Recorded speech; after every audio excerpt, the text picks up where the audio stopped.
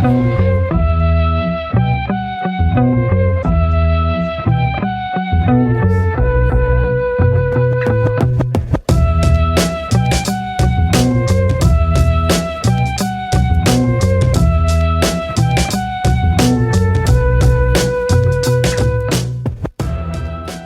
I think we have a bunch of participatory research methods that can be used, no? And it's very interesting to think how much we want to involve citizens and at what stages. I've used participatory research methods in 2 different studies, one of them looking at green spaces, the other one not so much, looking at neighborhoods and health in general.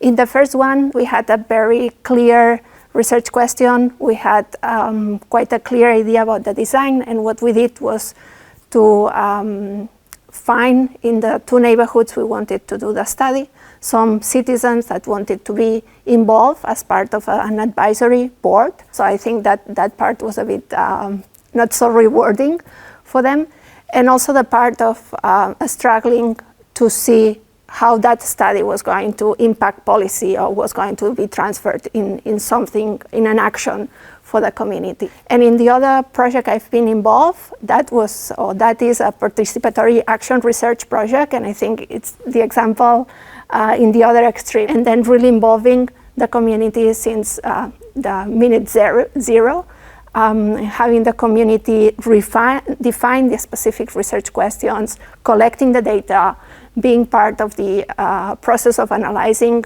the data. I think this is that project, the Healthy Neighborhoods Study is a great example of participatory research. And in that case, the challenges are also very different.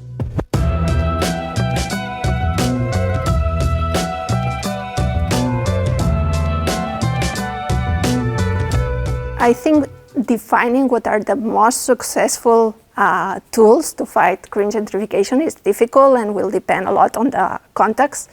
But I think in general, we have to think about anti-displacement, anti-gentrification tools, and then apply one or another tool depending on the context and the characteristics of the cities. Taxes cater to housing that is empty. I mean, moratorium in hotels, in short-term contracts.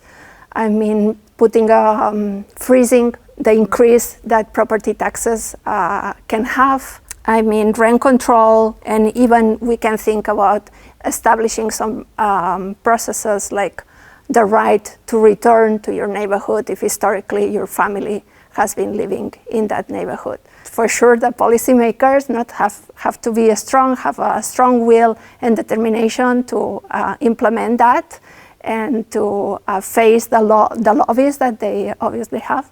And I think it's also important to explain this type of policies very well to citizens so they can understand how this will impact or will not impact them.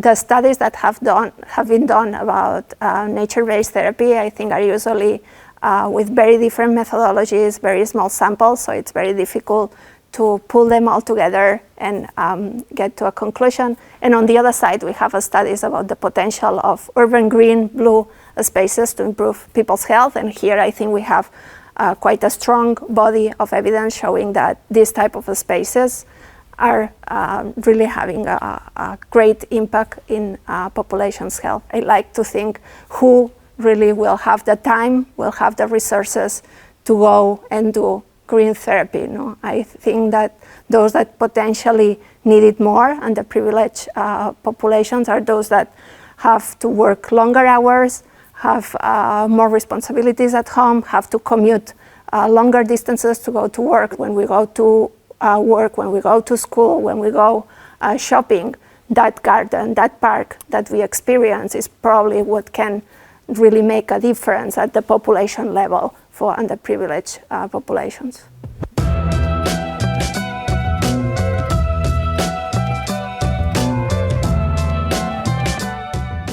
It's interesting that from the scholarship or academic field, what I see more is a worry or an interest in the distributional aspects of justice. I also think in Europe we tend to think we don't have so many problems with the racial axis, and I think that also the intersectionality, like how different axes are integrated or intersect with each other, gender, race, income, how they are trespassing each of us. I think those are the main issues that I see we struggle with. I think it's also interesting to think or to see how much we're talking in Europe about participatory processes, but then I do not feel that there is a lot of discussion about how well these participatory processes are happening.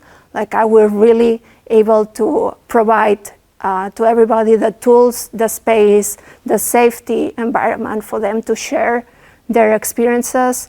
And are we giving everybody the same importance, the same voice? And here in Europe, I think we struggle a little bit more to see the historical pattern of inequalities, injustices, and thinking how we can repair those.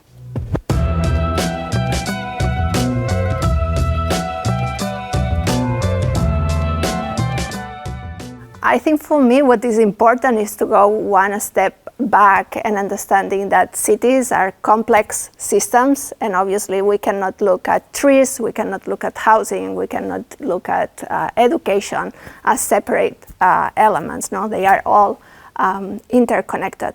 And when we start thinking that way, I think it's also interesting to reflect on how do we imagine that we can redesign and replan or improve the planning of our cities. Cars at the end are one of the elements that are occupying a higher percentage of our public space in cities, and most of the time they are not moving, they are parked.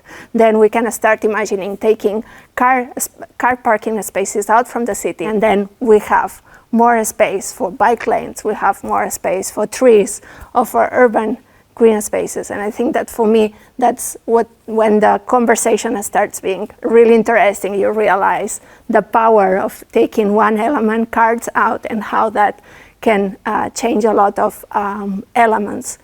In one neighborhood in Portland in the US, in 𝗀𝗃𝗃, they have rebranded, or they have imagined the sustainability interventions in their neighborhood as an anti-poverty strategy. So then you have that neighborhood that is becoming greener and more sustainable, and that at the same time you are creating wealth for those residents that need it more in that neighborhood, and ensuring or helping them to not have to move out from that neighborhood.